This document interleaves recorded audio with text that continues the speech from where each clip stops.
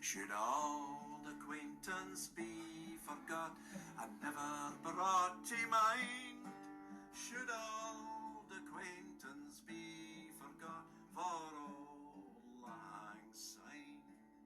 For auld lang syne. Hello, my name is Davie and I'm a member of Elgin Burns Club, who each year celebrate the birth of Robert Burns, our national poet. Now, Robert Burns was born over 250 years ago when things were very much different from what they are nowadays. All that time ago, they had no electricity, so you had no computers, you had no CD players, you had nothing like that that you were able to play with. So, as a result, many of Robert Burns's poems were about simple things in life.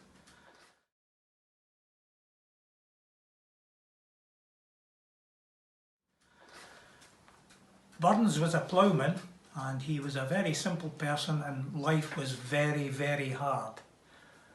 When he woke up in the morning, he had no central heating in his house, it was very, very cold. So he wrote a poem about up in the morning, and it goes like this. Call blaws the wind fae east to west, the drift is driving sairly. Say loud and shrill, says the blast, I'm sure it's winter fairly. Up in the morning's no for me, up in the morning early, when a' the hills are covered with snaw, I'm sure it's winter fairly.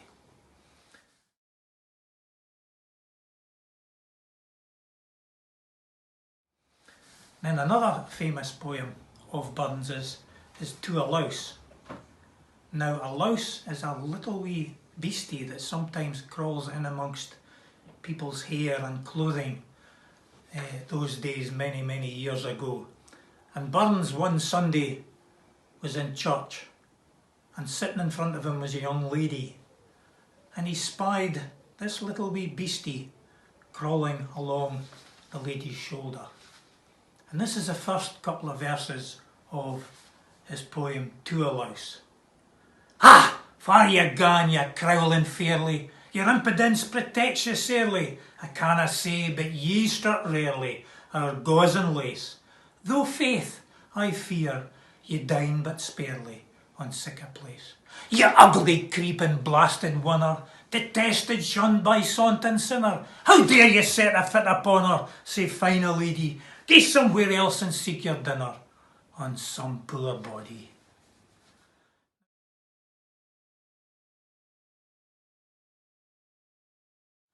Now, as I said, Burns was a ploughman, and one of his most famous poems came about from one day he was in the field, ploughing the field.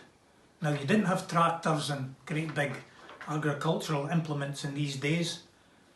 You had to plough the field by walking behind a horse with the plough. And one day, Burns was ploughing the field and he upturned the nest of a mouse. A wee mouse like this one here. And the first couple of verses of his most famous poem of To a Mouse. Wee sleekit, coor and timorous beastie, oh, what a panic's in thy breastie. I needna gang awa sae hasty wi bicker and brattle. I would be laith to run and chase thee wi murder and battle. I'm truly sorry that man's dominion has broken nature's social union, and justifies that ill opinion which thee startle at me, thy poor earth-born companion and fellow mortal.